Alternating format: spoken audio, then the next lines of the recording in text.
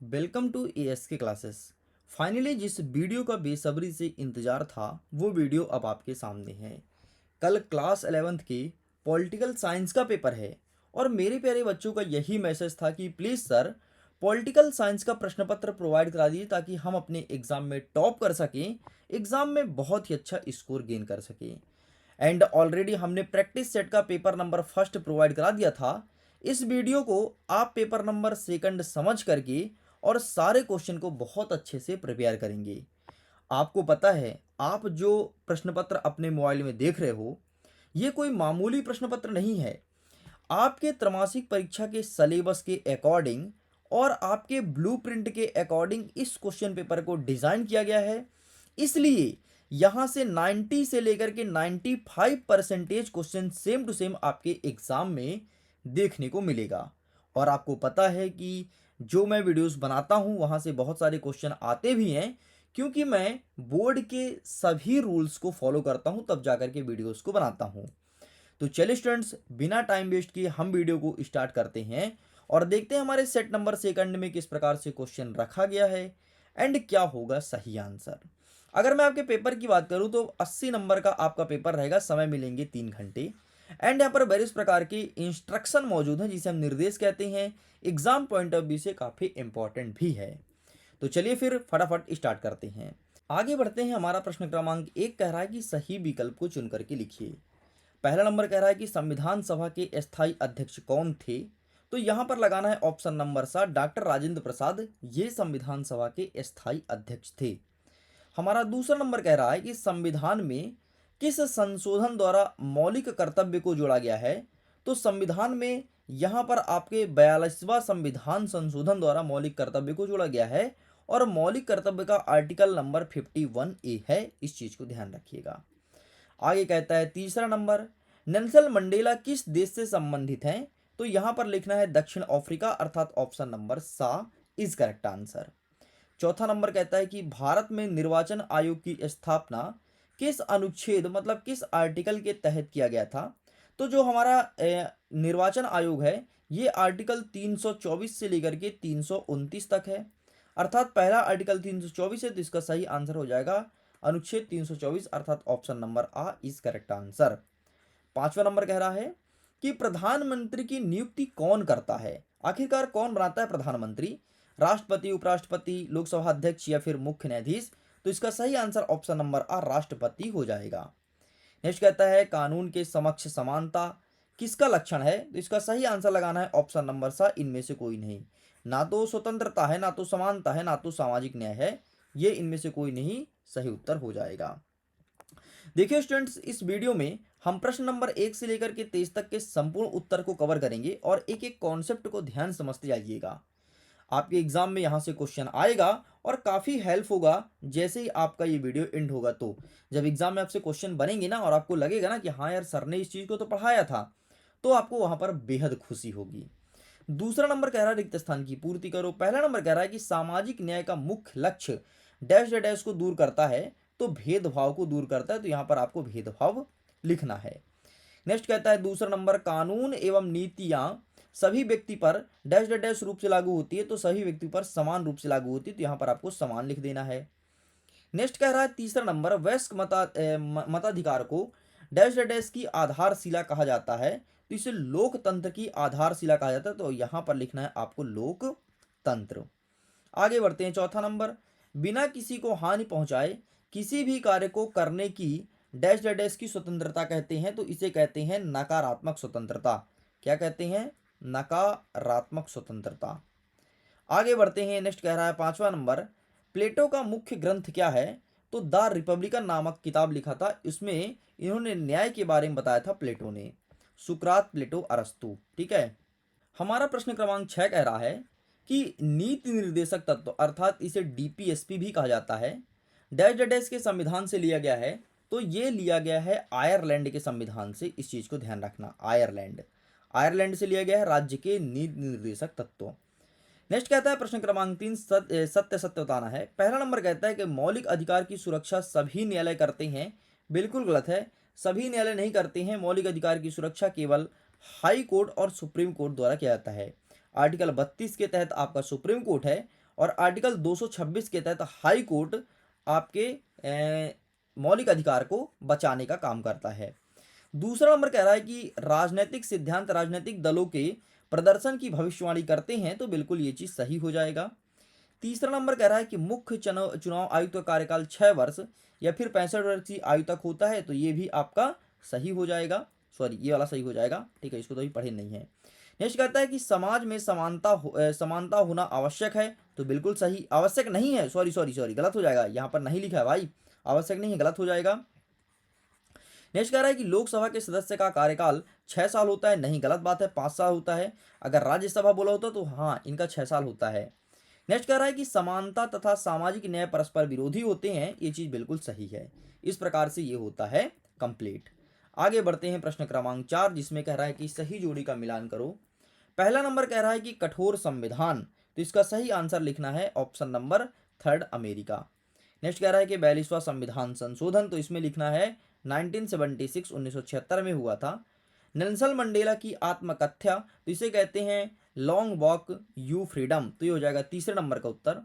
Next कहता है freedom for fear, तो इसका सही आंसर हो जाएगा लोक स्वतंत्रता की धारणा, तो ये हो जाएगा चौथा नंबर। नेक्स्ट कह रहा है कि प्रधानमंत्री की नियुक्ति कौन करता है, तो यहाँ पर राष्ट्रपति हो जाएगा, ये हो जाएगा 5वां नंबर। नेक्स्ट कह रहा है कि राष्ट्रीय आपातकाल, तो ये लगता है आर्टिकल 352 के तहत। आपको पता है आर्टिकल 352 से लेकर के 360 के बीच में 3 प्रकार का आपातकाल हमारे देश का प्रधानमंत्री लगा सकता है, ठीक। तो राष्ट्रीय आपातकाल 352 में है, तो ये हो जाएगा।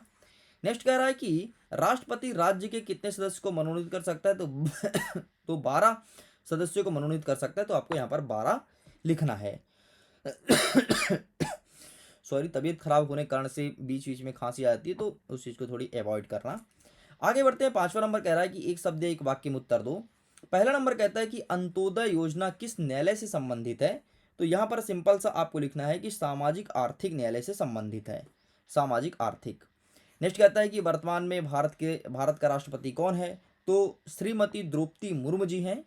नेक्स्ट कहता है हमारा तीसरा नंबर, भारत सरकार ने विकलांगता अधिनियम किस वर्ष पारित किया है, तो 1995 में विकलांगता अधिनियम आया था, 1995 में। नेक्स्ट कहता है कि भारत में वयस्कता की उम्र कितनी होनी चाहिए, तो जो व्यक्ति 18 वर्ष की आयु पूर्ण कर चुका है वो एक वयस्क व्यक्ति माना जाएगा और उसे वोट देने का अधिकार होता है। 5वां नंबर कह रहा है कि प्रजातंत्र का आधारशिला क्या है, तो इसकी आधारशिला है जनता। प्रजातंत्र की आधारशिला कोई और नहीं बल्कि जनता है। नेक्स्ट कहता है स्वतंत्र मानव मात्र का मौलिक अधिकार है, किसने कहा है, ठीक है। तो इसका आंसर मैं आपको दिखाने वाला हूं। एंड गांधी जी के सिद्धांतों को किसमें शामिल किया गया है, तो गांधी जी के जितने भी सिद्धांत हैं ये गांधीवाद में शामिल किया गया है। अब आइए हम फटाफट आंसर दिखा देते हैं, फिर आगे बढ़ते हैं। देखिए स्टूडेंट, आंसर को आप देख लीजिए और यही आंसर और यही पेपर, इसका पीडीएफ आप डाउनलोड कर सकते हो, लिंक डिस्क्रिप्शन बॉक्स में दिया गया है। जितने भी बग थे वो सारे बग को हमने क्लियर कर दिया और अब पीडीएफ डाउनलोड होना स्टार्ट हो चुका है। तो प्लीज़ जाइए जल्दी से जाकर के पीडीएफ को डाउनलोड कीजिए, अपने पढ़ाई को बेहतर करिए और एग्जाम में जाकर के टॉप कीजिए। चलो, तो ये रहा आंसर, इसका स्क्रीनशॉट ले लो। नेक्स्ट का आंसर ये रहा एंड नेक्स्ट का आंसर ये रहा है आपके सामने। चलिए, एंड नेक्स्ट का जो बचा था वो ये रहा है आपके सामने आंसर। ओके, तो इस प्रकार से सब कुछ आपका होता है कंप्लीट। अब हम फटाफट जल्दी जल्दी 1 से लेकर के 23 तक के संपूर्ण अथवा सहित उत्तर कवर करेंगे, इस चीज को ध्यान रखना। 6वां नंबर कह रहा है कि वयस्क होने पर कुछ व्यक्ति मताधिकार से वंचित रहते हैं, ऐसा क्यों। अथवा में कहता है कि लोकतंत्र की बुनियादी तत्व क्या है, तो ये देखो, ये रहा सबसे पहले ऊपर वाले का आंसर एंड ये रहा तुम्हारे सामने नीचे वाले का आंसर, तो आप इन दोनों का फोटो क्लिक कर सकते हो। आगे बढ़ते हैं। नेक्स्ट कहता है 7वां नंबर की स्थायी कार्यपालिका को परिभाषित करना है। यहीं पर अथवा में कह रहा है कि अर्ध अध्यक्षात्मक शासन व्यवस्था क्या है और किन किन देशों में लागू की गई है, तो ये देख लीजिए सबसे पहले ऊपर वाले का आंसर स्थायी कार्यपालिका, ठीक है, take a screenshot. And next question आपसे जो पूछा गया था कि अर्ध अध्यक्षीय शासन, तो ये रहा तुम्हारे सामने, इसका भी फोटो क्लिक कर लो।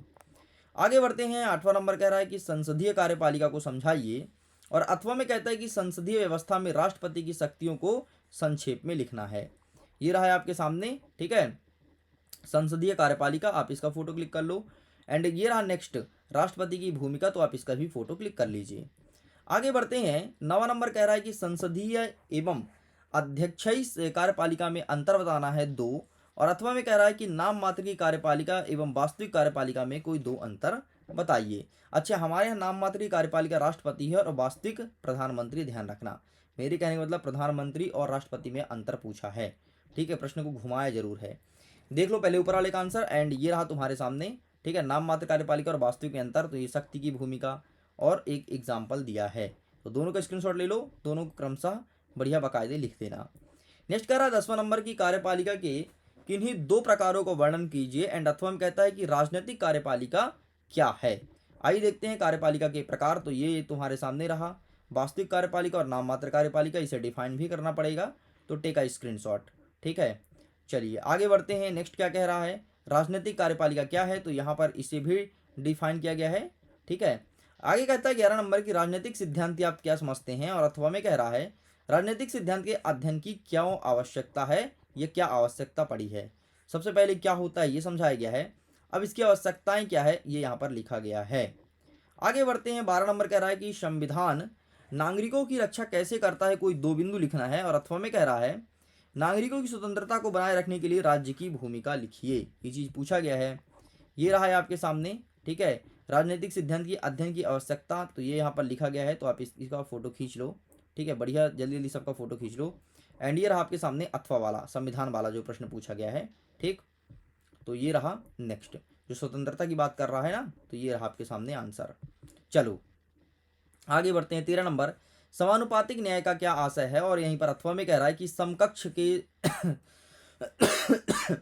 समकक्ष के साथ समान बर्ताव का क्या तात्पर्य है, ये प्रश्न पूछा गया है। ये रहा है आपके सामने इसका आंसर। ठीक है, सबसे पहले स्वतंत्रता का, एंड ये रहा समानुपातिक न्याय का क्या अर्थ होता है, एंड ये रहा नेक्स्ट आपके अथवा वाला। आगे बढ़ते हैं। नेक्स्ट कह रहा है कि समान व्यवहार का सिद्धांत क्या है। और अथवा में कह रहा है कि कानून सम्मत और न्यायोचित से क्या आशय है बताइए। तो ये रहा है आपके सामने। ठीक है, समान व्यवहार सिद्धांत, तो आप इसका फोटो खींच लो। एंड ये रहा है आपके सामने कानून सम्मत से क्या आशय है, तो आप इसका भी फोटो खींच लीजिए। आगे बढ़ते हैं। 5वां नंबर कह रहा है कि सरकार के अंग का नाम लिखना है। और अथवा में कह रहा है संविधान किसे कहते हैं, इसकी परिभाषा लिखिए। ठीक है, तो ये रहा तुम्हारे सामने सरकार का अंग कौन कौन सा, पहले विधायिका है, फिर आपका कार्यपालिका है, फिर आपका न्यायपालिका है, तो ये आपको लिखना है। एंड नेक्स्ट क्या कह रहा है कि संविधान के नियम, तो ये रहा तुम्हारे सामने, तो इसका भी फोटो खींच लो। आगे बढ़ते हैं। 16 नंबर, भारतीय संविधान को भारतीय वैधता मिलने के पीछे क्या कारण था। और अथवा में कह रहा है कि संविधान एक लिखित दस्तावेज के रूप में है, इसे समझाना है। आइए दिखा देते हैं फटाफट। ये रहा है आपके सामने। ठीक है, तो आप इसका भी फोटो क्लिक कर लीजिए। एंड ये रहा है आपके सामने, तो आप इसका भी फोटो क्लिक कर लीजिए। चलो आगे बढ़ते हैं। नेक्स्ट हमारा कह रहा है 17 नंबर, वयस्क मताधिकार के पक्ष में 3 तर्क दीजिए। और अथवा में कह रहा है कि क्षेत्रीय तथा भौगोलिक प्रतिनिधित्व क्या है, ये प्रश्न पूछा गया है। तो ये रहा है आपके सामने 3 तर्क। सबसे पहले लोकतंत्र की स्थापना और मजबूती, ठीक है, राजनीतिक समानता, एंड सरकार की जवाबदेही। ठीक, तो ये चीज़ तुम्हें लिखना है। चलिए, एंड क्षेत्रीय और भौगोलिक प्रतिनिधित्व क्या है, तो ये तुम्हारे सामने है, तो इसका भी फोटो क्लिक कर लो। 18 नंबर कह रहा है स्वतंत्रता का कोई 3 लक्षण बताना है। और अथवा में कह रहा है कि व्यक्ति और समाज दोनों के लिए स्वतंत्रता के महत्व को बताना है।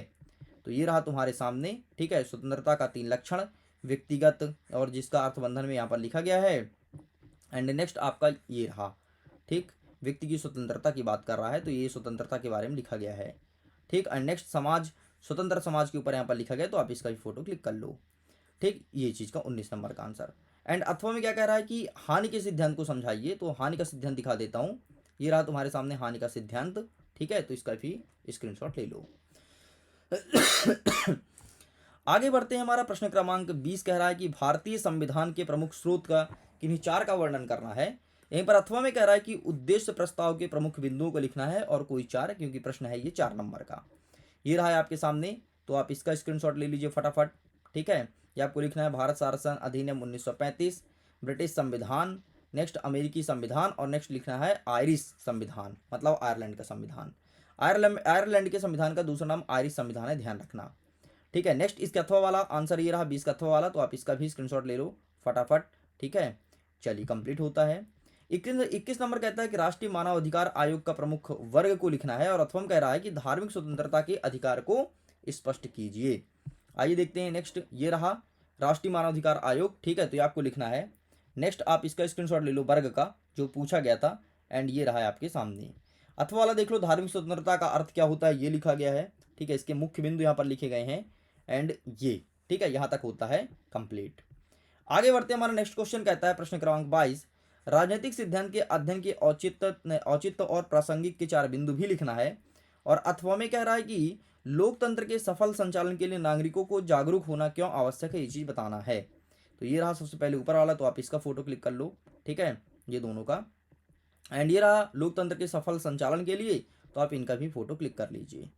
चलिए, यहाँ तक होता है कंप्लीट। आगे बढ़ते हैं, नेक्स्ट कह रहा है 23वां नंबर, निष्पक्ष और न्यायपरक समाज के सभी सदस्यों के हित में होता है, इसे सिद्ध करना है। और अथवा में कह रहा है कि सभी नागरिकों को जीवन का न्यूनतम बुनियादी स्तर उपलब्ध करवाना, अवसर की समानता सुनिश्चित करना, इस कथन की व्याख्या कीजिए। तो ये रहा है आपके सामने इसका आंसर, ठीक, तो आप इसका भी फोटो क्लिक कर लो। चलें आगे बढ़ते हैं, नेक्स्ट ये कंप्लीट एंड नेक्स्ट ये रहा, ठीक है, इसका स्क्रीनशॉट लीजिए एंड इसका स्क्रीनशॉट लीजिए एंड इसका, ठीक है, और ये रहा आपका अंतिम वाला, ठीक, अथवा वाला। चलो, एंड अथवा वाला थोड़ा सा और बचा है, तो आप इसका स्क्रीनशॉट ले लो। बाकी टेंशन मत लो, इन सब का पीडीएफ तुम्हें दे दूंगा। पीडीएफ का लिंक मिलेगा वीडियो को डिस्क्रिप्शन बॉक्स में, जाइए जाकर के अपने जल्दी से पीडीएफ को डाउनलोड कीजिए और अपनी पढ़ाई को बेहतर कीजिए। स्टूडेंट, आप सारे क्वेश्चन को अच्छे से पढ़ लेना, यकीन मानो इससे बाहर कुछ भी नहीं आएगा, इस चीज़ की मैं अगेन गारंटी देता हूँ। एंड वीडियो को पूरा देखने के लिए बहुत बहुत धन्यवाद। ऐसे ही पढ़िए, एग्जाम में टॉप करिए, भगवान का आशीर्वाद आपके ऊपर हमेशा बना रहे। Thank you.